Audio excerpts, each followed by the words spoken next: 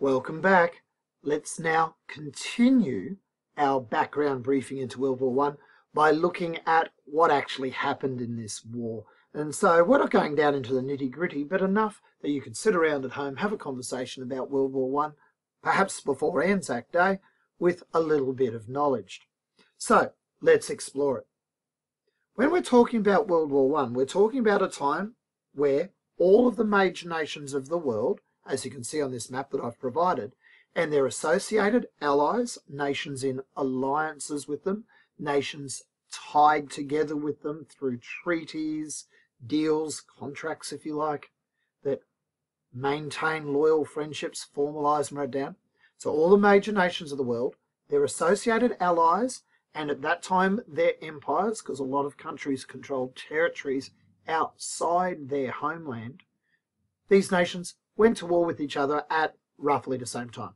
So World War, major nations of the world and those people they're connected with have all gone to war with each other at roughly the same time. And we spoke about when World War One was in a previous video and know that there was some movement around roughly when those dates were, but broadly we're talking 1914 to 1918 as the map shows.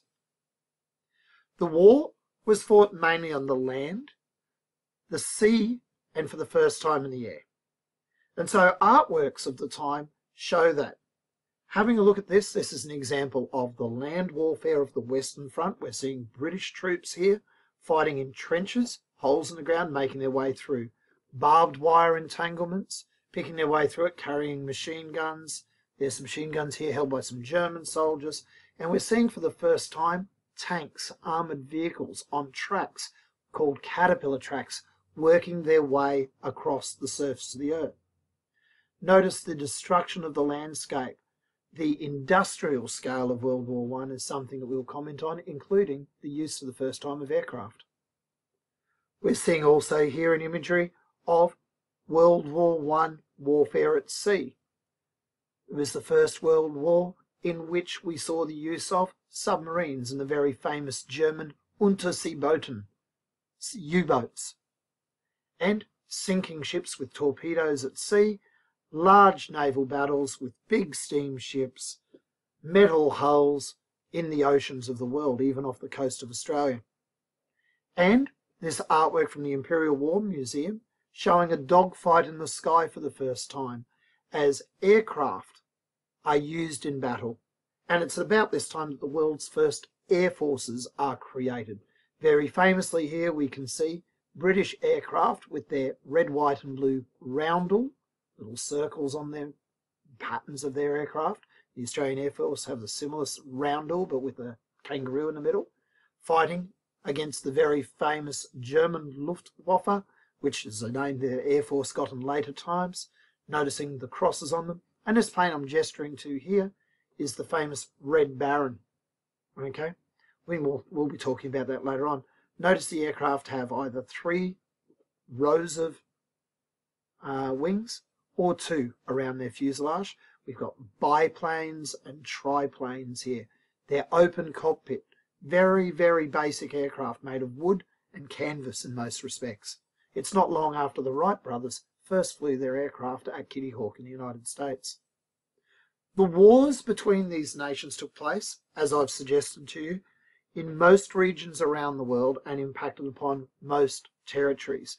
And it might be worth hitting pause on this map and having a look at the kind of countries that are involved and the kind of reasons are at war and whereabouts they were fighting and what sort of issues were in those areas.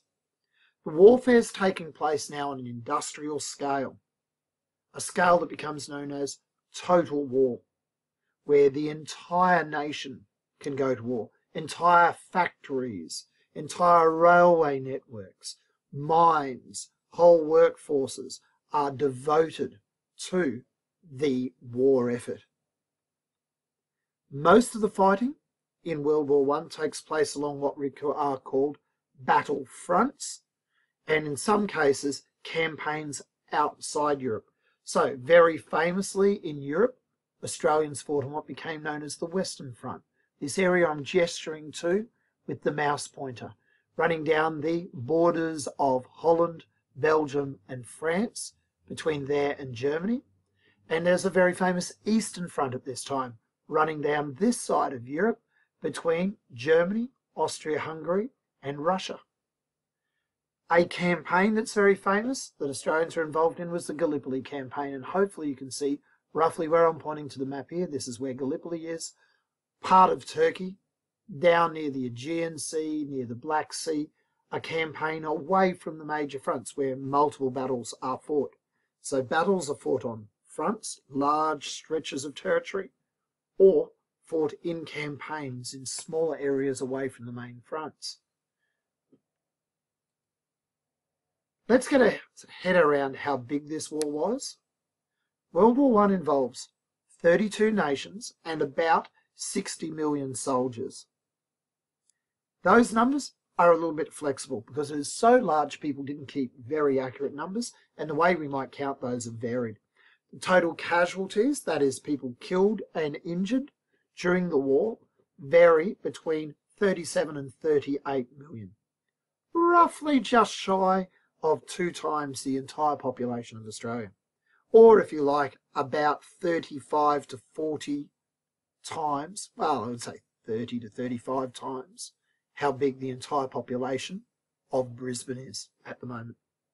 Some estimates that also come in here is there were about 15 to 19 or more million sailors or airmen killed in the war, and that makes up about 14% of all the soldiers, sailors and airmen who went. If we accept that number, some historians say there are about 6,000 soldiers, sailors or airmen killed every day of the entire war. Or that equates to about 250 dead soldiers, sailors or airmen per hour for every hour of the war. The only thing that people really argue about there is that the number of soldiers that were killed could be substantially higher. There were also about, again, numbers weren't always kept, 40 million non-military civilian casualties. These are children, old people, people not in the armies of the world, caught in battle zones who were killed. Now, of the deaths, over 2 million German soldiers were killed or went missing during the war. They were never found again. Generally speaking, the sense was they were killed, but no one could recover their bodies. By comparison, about half that number were British Empire soldiers, sailors or airmen. Of that 1 million or British Empire soldiers, sailors or airmen, about 60,000, roughly, slightly higher, were Australians. So about 60,000 Australians die in the First World War. About 150,000 Australians are wounded or taken prisoner during the war. Australians joined up in large numbers. About 400,000 Australian men joined, enlisted in the armed services during World War I out of a total population of only 5 million. So that's a big percentage of the Australian population. Let's add one last statistic to this as we reach the end of this video. Of the 37 or more million casualties, about 7 million suffered from physical injuries which impacted upon them. One side that I looked at said maimed them for their entire life. They lost a leg, lost an arm, lost their sight. It was a physical injury that impacted upon them in a significant way for the rest of their life. At this stage in world history, no one's tracking the psychological harm, the suffering caused by mental health issues such as post-traumatic stress disorder, any of those other anxiety issues which might have emerged and certainly did emerge in soldiers at the time. And the stories of those kind of concerns are quite large, and there's lots of stories of that.